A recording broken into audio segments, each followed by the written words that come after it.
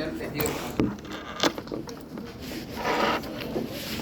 Ya hemos visto algo con respecto, lo hemos mencionado cuando estábamos hablando sobre los tejidos básicos.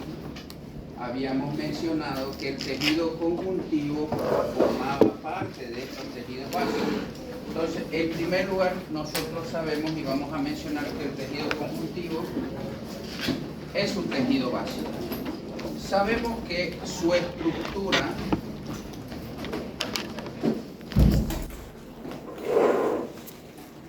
es textural, dice, porque se menciona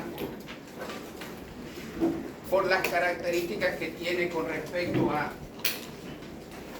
las muchas fibras que posee. O sea, parece un tejido, si nosotros diferenciáramos entre los distintos tipos de tejidos que tenemos, a los 4 básicos principalmente, nosotros vamos a observar de que este es aquel que se encuentra en primer lugar, habíamos dicho, por debajo de los epitelios, se encuentra rodeando o alrededor de vasos sanguíneos, glándulas, se encuentra entre las fibras musculares, entre las fibras del tejido o el tejido adiposo también. Nosotros sabemos que en general está formado por 3 estructuras. En general tiene 3 estructuras el tejido conjuntivo. En primer lugar tenemos las células. Nosotros hemos mencionado y sabemos de que las células pertenecientes al tejido conjuntivo las vamos a clasificar en aquellas que son libres y aquellas que son fijas. Las libres también se le denomina como migrantes o emigrantes. Se le denomina fijas principalmente, significa de que están siempre y en el tejido conectivo. No se mueven, no se mudan, siempre las vamos a encontrar ahí. Hablábamos nosotros del macrófago, fibroblasto como principal célula del tejido conjuntivo. Teníamos los adipocitos. ¿Cuál? Mastocito. El mastocito también, que son células fijas pertenecientes al tejido conjuntivo. Ahora, cuando hablamos de células libres o migrantes, estamos hablando en relación a aquellas que van del tejido conjuntivo al torrente sanguíneo o del torrente sanguíneo hacia el tejido conjuntivo. Entre estas encontramos los linfocitos, los monocitos. ¿Qué otra más encontramos? Neutrófilos, muy bien. Basófilos, eosinófilos. En general, todas esas células pueden estar tanto en el tejido conectivo como en el torrente sanguíneo o viceversa. Estar del torrente sanguíneo hacia el tejido conjuntivo.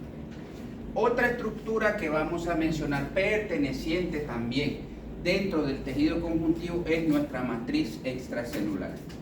Pero esa matriz extracelular nosotros la vamos a observar de que tiene estructuras en su interior que justamente van a hacer y formar esa matriz extracelular.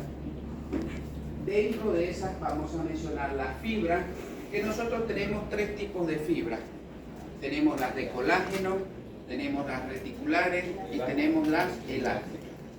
Ahora, nosotros vamos a observar que estos 3 tipos de fibras están en todos los tejidos conjuntivos, pero nosotros vamos a diferenciarla o con respecto a sus características. En algún lugar podemos encontrar en mayor cantidad cierto tipo de fibra. Por ejemplo, ¿dónde encontramos más fibras de colágeno?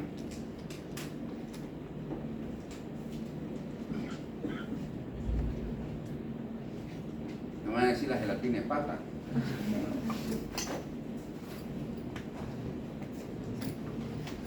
¿Dónde encontramos más fibras de colágeno? En los tejidos conectivos laxos, en los tendones, ligamentos. O sea, le dan esa dureza, esa firmeza el tejido conectivo las fibras de colágeno el lugar donde se localice. Igual, por ejemplo, si nosotros nos hacemos una herida, hay un proceso de reparación, ¿no es cierto? Hay una cicatrización. Esa cicatriz que se forma está representada y formada principalmente por fibras de colágeno. Las fibras reticulares, ¿dónde encontramos en mayor cantidad fibras reticulares?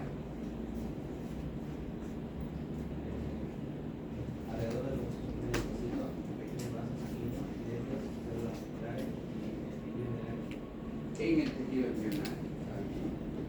Tenemos ahí fibras reticulares. O sea, en el tejido conjuntivo, si nosotros estamos, que lo hemos clasificado en tres, en el tejido conjuntivo propiamente dicho, en el denso no modelado, ahí vamos a encontrar en mayor cantidad estas fibras reticulares.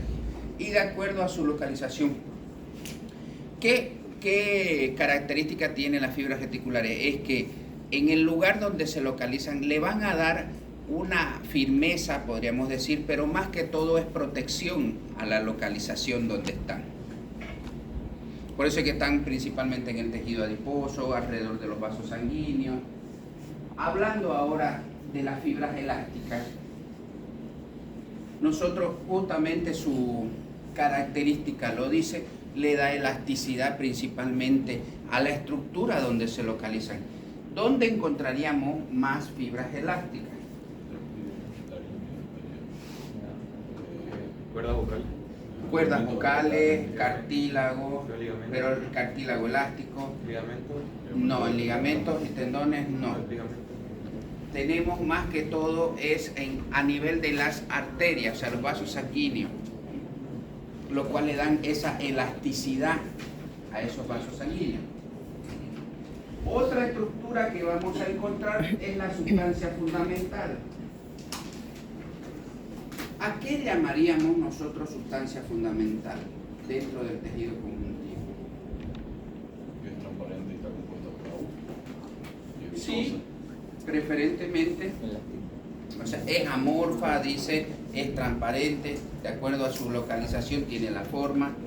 Ahora, nosotros vamos a observar que esta sustancia fundamental en algunas zonas está formada por los heparansulfatos, los ácidos hialurónicos, o sea, todas esas estructuras en algunas zonas les van a dar una acidez, podríamos decir. O sea, no acidez me refiero al pH, sino de que le van a dar afinidad por los colorantes básicos. Van a tener afinidad por los colorantes básicos. ¿Y cuáles eran los colorantes básicos que teníamos? Hematoxilina. Seguro que la eosina. Hematoxilina. A ver, volvamos al comienzo. ¿Cuáles son los colorantes principalmente en la hematoxilina y eosina? ¿Cuáles son los colorantes? No, ¿cuáles son los colorantes en la hematoxilina y eosina?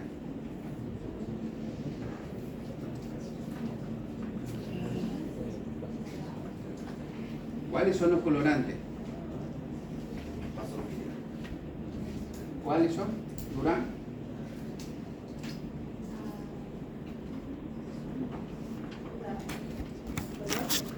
Claro. No el color. Los colorantes. ¿Cuáles son los colorantes? El color es una cosa, el pH es otra cosa, pero yo estoy pidiendo los colorantes de hematoxilina y eosina. ¿Cuáles son?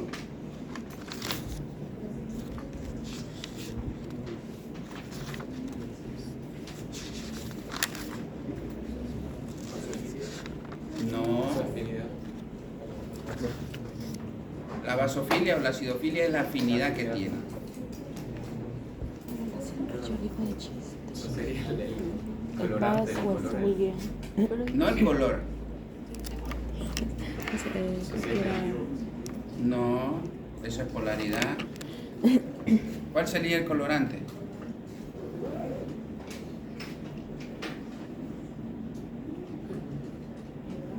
¿No se dan cuenta? ¿Cuáles son los colorantes de hematoxilina y eosina? ¿Cuáles son los colorantes de hematoxilina y eosina? hematoxilina creo que era azul de metileno. No, eso es otra cosa. ¿Cuáles son los colorantes de hematoxilina y eosina? Ahí está, ya los otros. Eosina y hematoxilina. ¿Cuáles son los colorantes?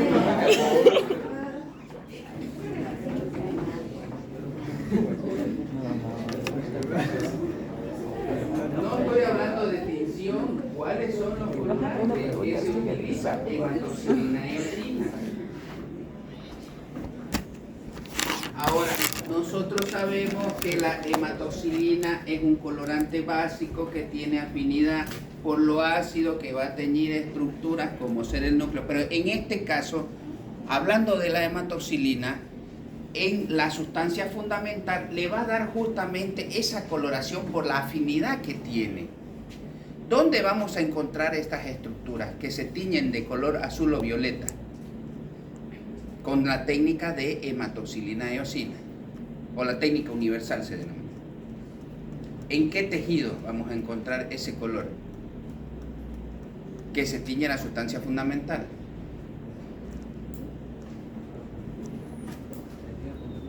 Claro, pero ¿en qué tejido conjuntivo? No. Sí. Tejido conectivo de lazo y eso. No.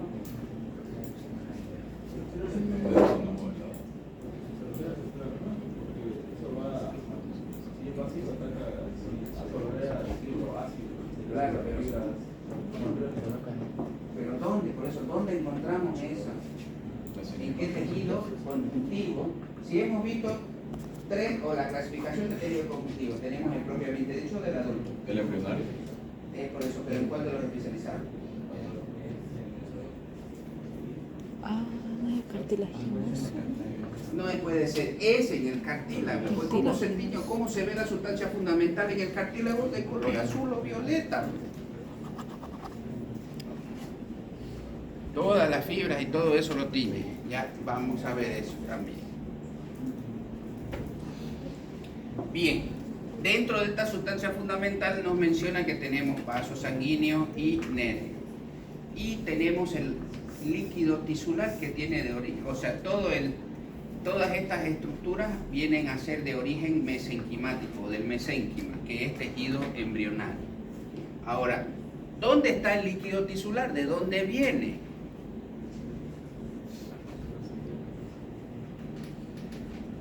Si es líquido tisular, dice que es de los tejidos, pero ¿de dónde viene? Ese líquido no es real, es virtual, o sea, simplemente cuando es necesario, ese líquido sale, se extravasa. En las inflamaciones principalmente vamos a tener líquido tisular.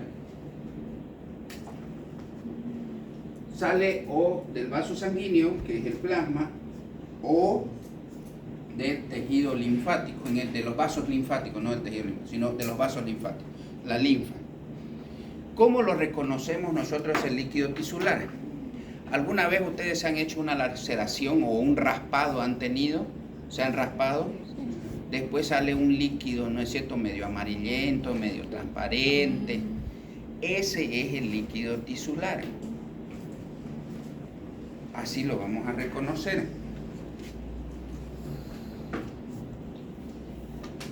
Ya hemos visto entonces la estructura y hemos mencionado. Ahora veamos cada una de ellas. Ya sabemos entonces células, matriz extracelular, fibra, sustancia fundamental, líquido tisular. Esquemáticamente, nuestro tejido conjuntivo se ve de esta manera, donde sabemos de que tiene relación con los epitelios. Este es el epitelio, esta es nuestra lámina basal o membrana basal, y todo lo que se encuentra por debajo de eso, tenemos nuestro tejido conjuntivo. Donde estamos mostrando células, vaso sanguíneo y la matriz extracelular. La matriz extracelular está formada por fibra, sustancia fundamental, que podríamos decir que es la gelatina que está donde se encuentran las fibras, o el líquido, si ustedes quieren denominarlo así. ¿Cómo se clasifica el tejido conjuntivo? Ya sabemos, propiamente dicho, del adulto, especializado o embrionario. Ahora nos toca ver generalidades del tejido conjuntivo, o sea, vamos a ver generalidades del tejido conjuntivo y vamos a ver con respecto al tejido conjuntivo propiamente dicho. En relación al tejido conjuntivo propiamente dicho, nosotros sabemos que se diferencia en laxo y denso. El laxo se le denomina areolar porque siempre está alrededor de las estructuras, ya sea glándula, ya sea vaso sanguíneo e inclusive inmediatamente o a nivel de la epidermis, perdón, de la dermis en cierta parte y en las mucosas, principalmente encontramos en las mucosas. Solo esto. Allá. Ahí encontramos el tejido conjuntivo laxo. ¿Cuál es su característica para reconocerlo? Nosotros vamos a observar que presenta abundantes células, escasas fibras. Lo contrario del tejido conectivo denso, donde tiene abundantes fibras, escasas células. Da una apariencia gelatinosa, localizado, como habíamos mencionado, a nivel de la piel, mucosa, tanto respiratoria como digestiva. En estos lugares, en la mucosa, se denomina la lámina propia. En esa lámina propia es donde está el tejido conjuntivo laxo. Tenemos alrededor de las glándulas y alrededor de los vasos sanguíneos. Y es muy importante a nivel de la inflamación y las alergias. ¿Por qué? Porque aquí es donde encontramos nuestras células que están en primer contacto con cualquier agente extraño. O sea, el tejido conjuntivo laxo es aquel que se encuentra como mecanismo de, no tanto de defensa, sino de advertencia. O sea, por eso, si a cualquier agente que pudiera causar una alergia o una inflamación, lo primero que está en contacto es con el tejido conectivo laxo. Al estar en contacto con este tejido conectivo laxo, nosotros tenemos células especializadas a ese nivel principalmente. ¿Qué células encontraríamos que activarían nuestro sistema inmunológico y el sistema de vasos sanguíneos? ¿Neutrófilo? No. Los mastocitos. Los mastocitos son aquellos que tienen sustancias en su interior vasoactivas e inmunoreactivas. Entonces, ¿qué es lo que van a hacer? Activar el sistema inmunológico, pero no es que es como la voz de alerta, digamos, de que viniera algo, no sabemos qué, pero que nos puede causar daño. Entonces, él sale, se destruye y libera esa sustancia, y esas sustancias van y dicen a todo el sistema inmunológico: hay algo que está entrando dentro de nosotros que nos puede hacer daño. Y también va y activa los vasos sanguíneos. ¿A qué se refiere con activar los vasos sanguíneos? Los hace vasodilatarse. Aumenta el tamaño. ¿Para qué? Para que los espacios intercelulares aumenten. Entonces las células que están dentro del vaso sanguíneo puedan salir. Al mismo tiempo que salen las células, salen también los líquidos, en este caso el plasma. Entonces eso es lo que se ve. Si tenemos una picada, por así decir, de un insecto, se ve un levantamiento o un abultamiento, ¿no es cierto? ¿Por qué? Porque está saliendo líquido. Y se ve de color rojizo, ¿por qué? Porque hay células que están actuando a ese nivel. Por eso es que tienen esas características el mastocito. Pero hablando del mastocito, nos vamos a adelantar un poco para que vayan pensando ustedes, porque como ya les dije, a mí me encanta que piensen. El mastocito dice que no lo tenemos a nivel del sistema nervioso central. No lo tenemos. O sea, pese a que tenemos tejido conjuntivo a ese nivel, no tenemos el mastocito. ¿Por qué? Vayan pensándolo mientras que seguimos avanzando. No, el mastocito efectivamente no es fijo, es una célula libre, pero no encontramos mastocitos a nivel de tejido nervioso.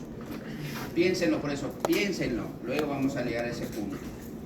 Tejido conectivo denso es igual tejido conjuntivo propiamente dicho.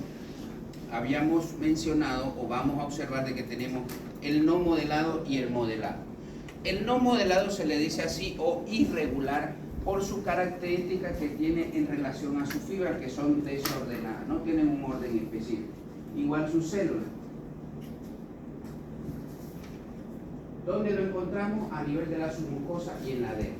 En la dermis nosotros vamos a observar que la dermis tiene dos estructuras, la dermis papilar y la dermis reticular. La dermis papilar es lo que estábamos mencionando, tejido conjuntivo laso. Y la dermis reticular es el tejido conjuntivo denso y regular. El modelado o regular, que se le denomina, se le da esa característica porque todas sus fibras y sus células son ordenadas. Entonces, según su localización, lo vamos a encontrar a nivel de los tendones, a nivel de los ligamentos, a nivel de las aponeurosis. Es por su característica simplemente. Ahora, de acuerdo como tienen, siguen o tienen la misma función. O sirven de sostén o sirven de unión entre el músculo y el hueso. O en las articulaciones también a nivel de los huesos. Con respecto al tejido conjuntivo denso no modelado. Dentro de los especializados ya lo hemos mencionado: adiposo, sanguíneo, óseo, cartilaginoso, hematopoyético, linfoide. Nosotros vamos a ver en este caso, como habíamos dicho, el tejido conjuntivo propiamente dicho, del adulto, y el adiposo. Luego vamos a ver por separado cada uno de estos tejidos. Vamos a ver por separado el tejido cartilaginoso, el tejido óseo, sanguíneo, hematopoyético. Bueno, entre el sanguíneo y el hematopoyético vamos a ver igual. Y aquí vamos a mencionar no como tejido linfoide, sino como los órganos linfoides. Y dentro de esos órganos linfoides vamos a mencionar en relación al tejido linfoide.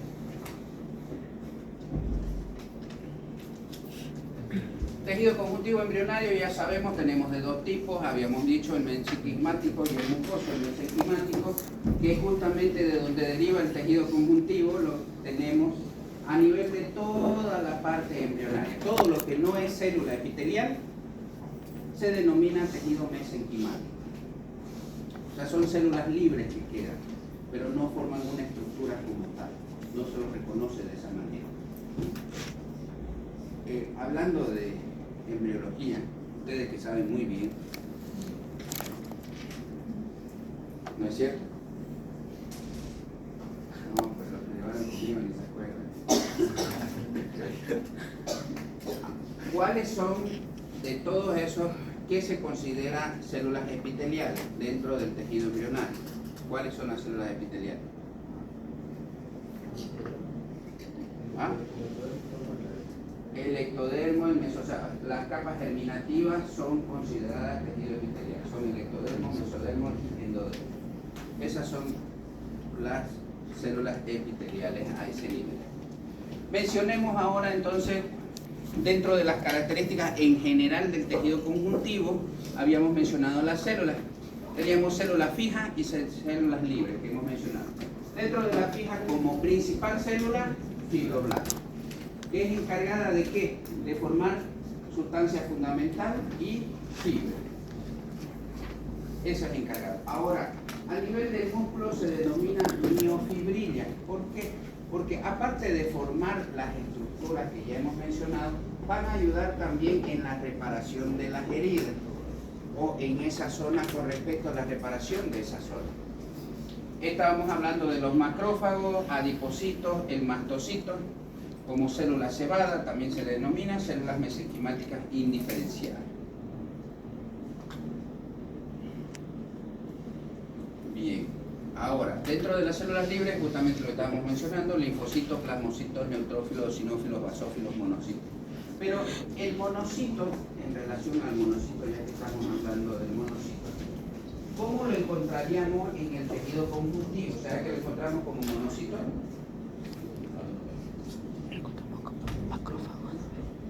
Sí.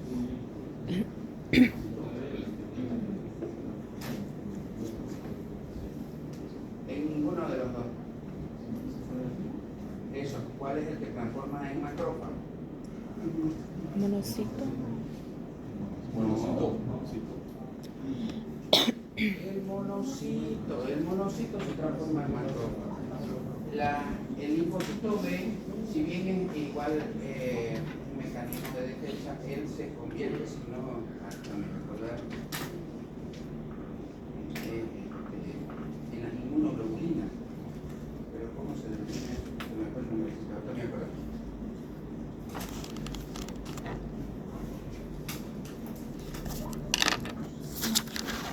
Bien.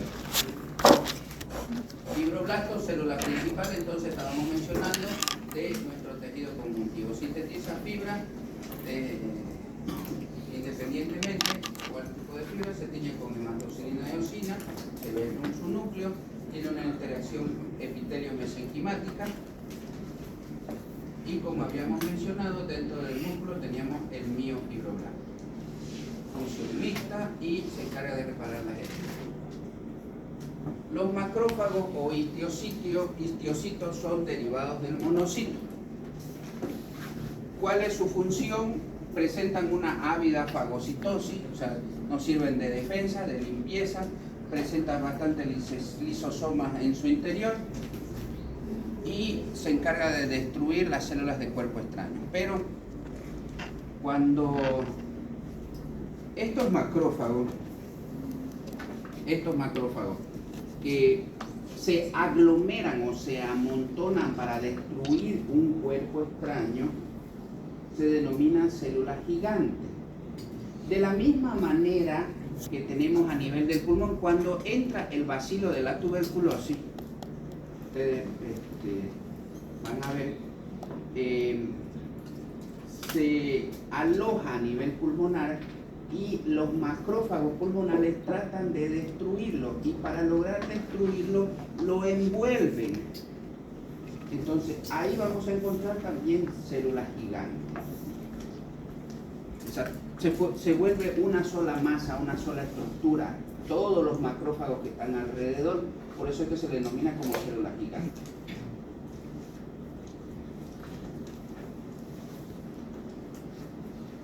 El mastocito o célula cebada, entonces aquí tenemos, dice ovoide granulocitoplasmático, como hemos mencionado, tiene sustancias vasoactivas e inmunoreactivas. He aquí el por qué no tenemos a nivel cerebral. Y tenemos aquí también, se denominan los anticuerpos, pues tenemos, que son las inmunoglobulinas. Eso ya me acuerdo. Son los anticuerpos que tenemos inmunoglobulinas, que estos son derivados de los linfocitos T. Presentan o están presentes en el tejido conectivo, en la piel, mucosa, no así en el encéfalo y médula espinal. Como menciona, dice, el mastocito es encargado de estimular la sustancia o tiene sustancias vasoactivas. Entonces, al estimular el vaso sanguíneo lo abre, hemos dicho, entonces eso hace salir líquido. ¿Qué sucedería si tenemos, o sea, hay una activación masiva de mastocitos a nivel cerebral? Si es que lo tuviéramos, entonces habría salida del líquido de los vasos sanguíneos hacia el cerebro, que es lo que causaría un edema.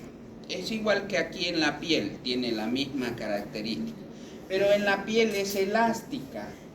O sea, si hay un edema, eso aumenta de tamaño, no hay problema. Pero en el cerebro no hay hacia dónde se expanda. ¿Por qué? Porque sabemos nosotros que nuestra calota craneana, o sea, los huesos están fusionados, no se pueden separar. Entonces, ¿qué es lo que ocasionaría un edema cerebral?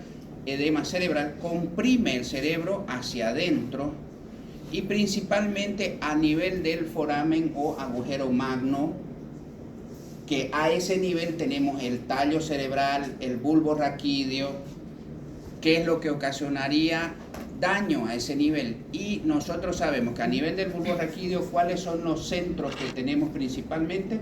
Respiratorio y cardíaco. Entonces, al haber un daño a ese nivel, puede ocasionar un paro cardiorrespiratorio. Ahora, tenemos sí células encargadas de la misma función que el mastocito, son las células de la microglía, pero no van a tener tanta activación como tienen los mastocitos. En cambio, en el resto de nuestro cuerpo sí necesitamos que se activen los mastocitos. ¿Para qué? Para que destruyan, perdón, no destruyan, sino vayan y llamen y digan al sistema inmunológico, hay algo que tienen que defendernos. Tenemos algo que nos está haciendo daño, entonces necesitamos mecanismos de defensa. Las células mesenquimáticas indiferenciadas son células madres, las células mesenquimáticas indiferenciadas. Ahora, ¿cuáles son las diferencias entre estas células mesenquimáticas indiferenciadas con las células mesenquimáticas que son células madres embrionarias? ¿Cuál será la diferencia entre las dos?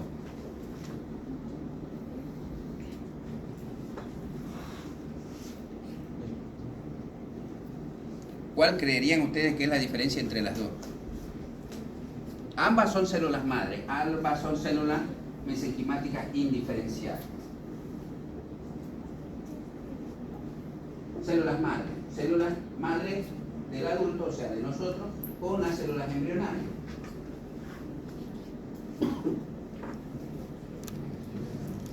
¿Qué opina Marcelo?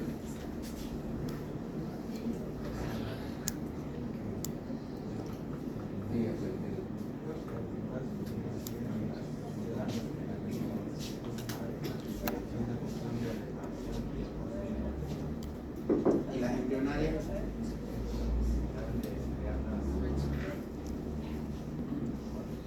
¿No están formando nuevas células igual? Ahora, notemos, por eso es muy importante, notemos, las células embrionarias efectivamente tienen la misma función, pero así como Centeno no trata de organizar bien sus ideas, se van a diferenciar en cualquier otro tipo de célula. Puede ser musculares, puede ser nerviosa, puede ser conectivo, puede ser óseo, cartílago, cualquier célula. En cambio, en las mesenquimáticas indiferenciadas, en el adulto, de acuerdo a su localización, se van a diferenciar en ese tipo de células. O sea, si están en el músculo, ¿en qué se van a diferenciar? En células musculares. Si están en el cartílago, ¿en qué se van a diferenciar? En células cartilaginosas. ¿Me entienden? Ahora, mencionaban de que se está utilizando células madres embrionarias para ciertos tipos de enfermedades. Tienen esa característica. O sea, si por ejemplo Tamayo se rodea de amigos que estudian, ¿qué es lo que va a hacer él? Estudioso, estudiar. Pero si se rodea de amigos que no estudian, ¿qué es lo que va a hacer? Flojo, no va a estudiar. Entonces, de la misma manera, las células madre que estamos sacando del embrión, si nosotros las colocamos donde está el tejido dañado, como células musculares cardíacas, por ejemplo, en los infartos de corazón, entonces esas células embrionarias se van a diferenciar en células musculares cardíacas.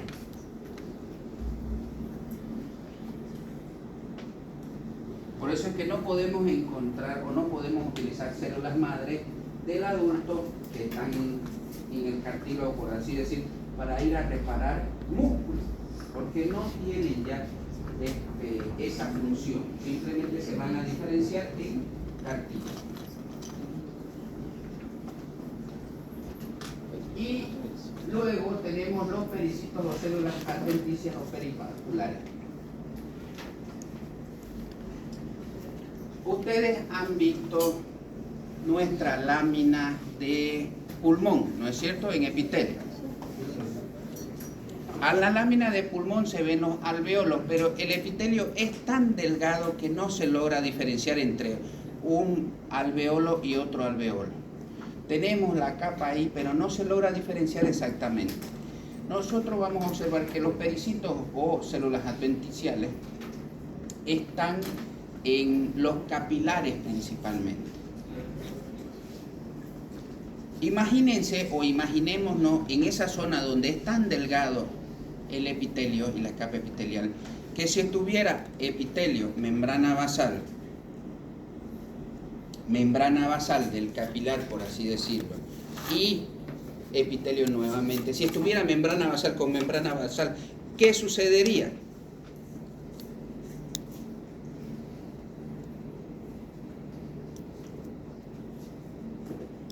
¿Qué sucedería? Si está membrana basal con membrana basal. ¿Existe eso? ¿Puede haber eso? No. ¿Por qué, Durán?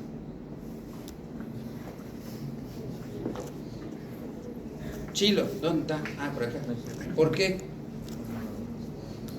Giraldo, nada. Gauna. Se muere, pues si hemos dicho que el tejido conectivo es necesario, ¿para qué el tejido conectivo? Para nutrición, pues el epitelio es avascular, hemos dicho, no tiene vaso sanguíneo, se nutre a través de qué? De el tejido conectivo, pero a través de la membrana basal.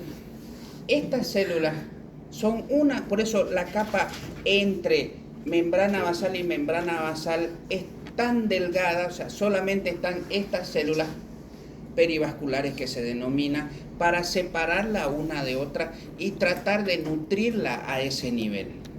Pero más que nutrición, nosotros sabemos que en esa zona principalmente es de intercambio gaseoso.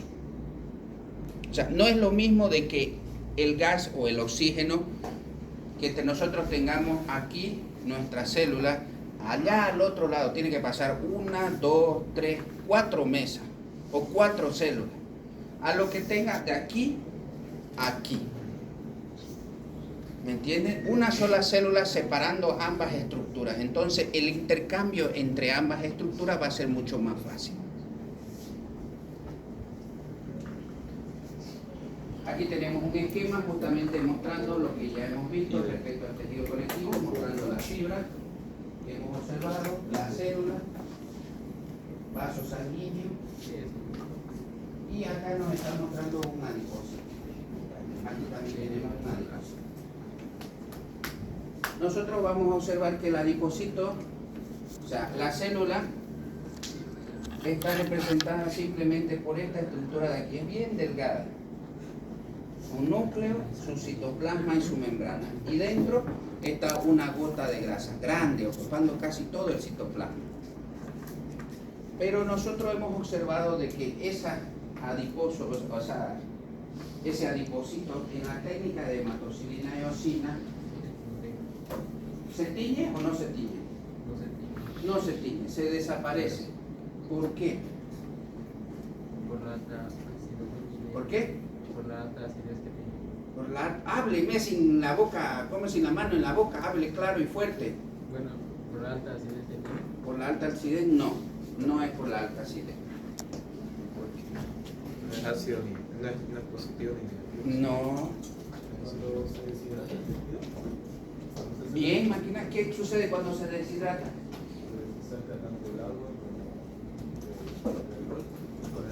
O sea, el alcohol lo utilizamos justamente para sacar el agua y el alcohol sabemos que degrada las grasas, entonces se destruye esto. Y luego cuando rehidratamos, ¿qué es lo que estamos colocando? Agua. ¿Y el agua se tiñe con hematocilina y eosina? No, no se tiñe, entonces se va a ver de color blanco. Es igual que la sustancia fundamental, no se tiñe con la hematoxilina y eosina. ¿Cómo lo vamos a observar? De color blanco. Este es un fibroblasto, mostrándonos justamente forma, aquí tenemos nuestra relación, un mastocito, presenta bastantes gránulos en su interior, que ya hemos observado. Mastocito, igual nuevamente. Macrófago, aquí tenemos macrófago encargado de destruir sustancias. Basófilo, bueno, pero eso lo vamos a ver más preferentemente cuando veamos células sanguíneas, o sea, veamos sangre, ahí vamos a ver todas las características de esas células sanguíneas. Bien, ahora ya hemos hablado entonces de los macrófagos. El macrófago sabemos de que tiene o se encarga de comer, destruir cualquier agente extraño que ingrese a nuestro cuerpo e inclusive de comerse las estructuras en la reparación de los tejidos, o sea, el exceso de estructuras se encarga de comerse todo eso. Ahora, dentro o perteneciente ese macrófago, vamos a saber y vamos a observar de que está el sistema fagocítico mononuclear. Este sistema fagocítico mononuclear principalmente está formado por los macrófagos, que sabemos que derivan del monocito. Pueden fagocitar colorante, ahora, y cualquier otra sustancia extraña. Nosotros sabemos de que de acuerdo a su localización van a tener su denominación. O sea, si estamos hablando de los macrófagos, por ejemplo, del cartílago, ¿cómo se va a llamar el macrófago del cartílago? Condroclasto. Si está en el hígado, ¿cómo se va a denominar el macrófago en el hígado?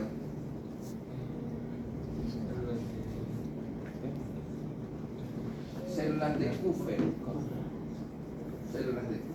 Entonces, de acuerdo a su localización va a tener su denominación. ¿Dónde tenemos?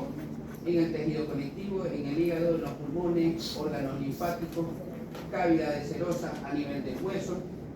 Y encontramos también otras células pertenecientes al sistema fagocítico mononuclear, pero que no son derivados del monocito, como ser las células de la microglía y macrófagos derivados del fibroblasto. Esto principalmente en el músculo. Nosotros vamos a observar. Las fibras entonces teníamos tres tipos: fibras de colágeno, fibras reticulares y fibras elásticas. Las de colágeno son abundantes, están en todos los tejidos conjuntivos e inclusive en estructuras, o sea, nuestras fibras de colágeno están en otras zonas que no sean pertenecientes al tejido conectivo. Por ejemplo, podemos encontrarlo a nivel de la membrana basal. Tiene fibras de colágeno y no es perteneciente o no es parte del tejido conjuntivo. Tenemos 16 tipos de tejido, de fibras de colágeno. Por ejemplo, las de tipo 1 están en el laxo y en el denso, las de tipo 2 en el cartílago, las de 3 y 4 en la lámina basal, que es lo que estábamos mencionando, y son sintetizadas por el fibroblasto. Ahora, cuando hablamos de síntesis de fibra a nivel del fibroblasto, nosotros vamos a observar de que si sintetiza tanto de una manera que está por fuera del fibroblasto y de una manera que está por dentro del fibroblasto. Por eso es que se menciona que se sintetiza de una manera interna y otra externa.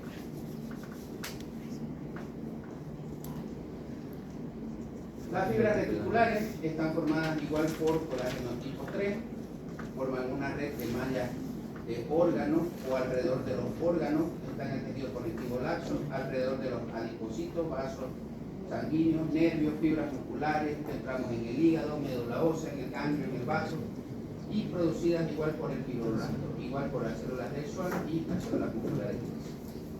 Fibras elásticas, que son más finas, están formadas por forman una red tridimensional formada por orceína, resorcina, fusina. Son proteínas encargadas de formar estas fibras elásticas y que justamente le van a dar esa elasticidad a el tejido donde se localizan. Pero ¿se acuerdan que hemos mencionado de que están en la fibra, en los vasos sanguíneos, en las arterias, y lo encontramos también en el cartílago elástico, estas fibras elásticas abundantes? En el cartílago elástico, por ejemplo, como no hay mucha sustancia fundamental en relación, vamos a tener más fibras elásticas. Entonces, en vez de que se tiña de color azul o violeta, como habíamos observado en los otros tipos de cartílago, aquí se va a teñir más de color rosado.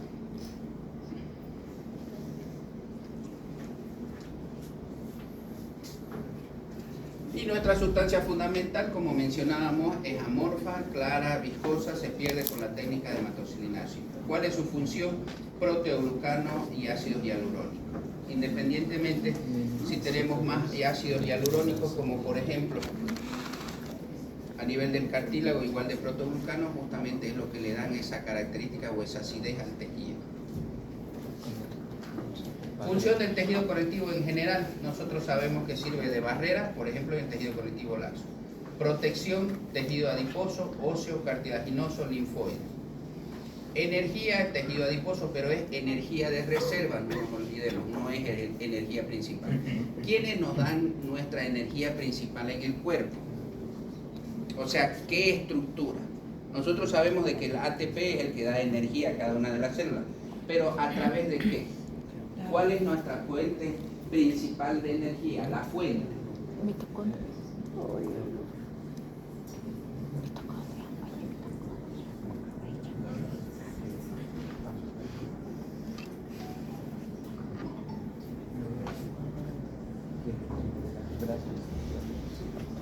Dice que la grasa. ¿Los lípidos? No, pues si estamos diciendo energía de reserva. Energía. La grasa. No, la grasa, proteína. ¿Por qué lo que los fisiculturistas y los musculosos, así como el doctor Domínguez,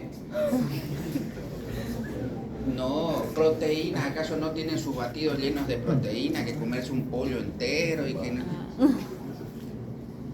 Claro, pero eso es otra cosa. No, no lo hagan. Causa disfunción.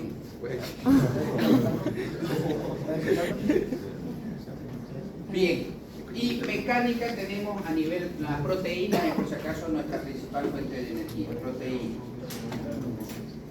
Tenemos mecánica ósea, cartilaginosa, ligamentos y tendones.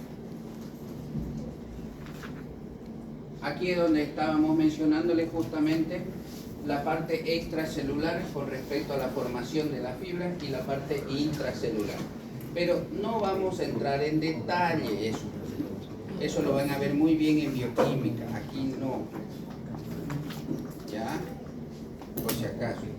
Es algo que sabemos que está ahí, pero que no lo vamos a preguntar para examen, por ejemplo. Ahora, veamos nuestro tejido conjuntivo. Imágenes que nosotros podemos observar dentro de las láminas. Todo lo que se ve de rosado forma parte de la célula, o sea, parte del citoplasma en relación a la célula y parte de las fibras también. Y lo que se ve en blanco, o sea, lo que no se logró teñir, es justamente nuestra sustancia fundamental. Aquí tenemos tejido conjuntivo alrededor de, o tenemos dos tipos de tejido conjuntivo. El laxo, ¿cuál era la característica del laxo? Muchas células, como estamos viendo, poca fibra. En cambio, del denso, ¿cuál era la característica del denso? Mucha fibra, o sea, como se observa, mucha fibra, poca célula. Y dentro del denso habíamos mencionado el que es o corresponde al modelado. Este es nuestro tejido conjuntivo denso modelado, o sea, todas las células y fibras están ordenadas. Y luego vamos a observar, este sigue siendo laxo. Aquí tenemos nuestro denso no modelado. Sus fibras están desordenadas, no tienen un orden específico. No es igual como el modelado, todas son en una misma línea.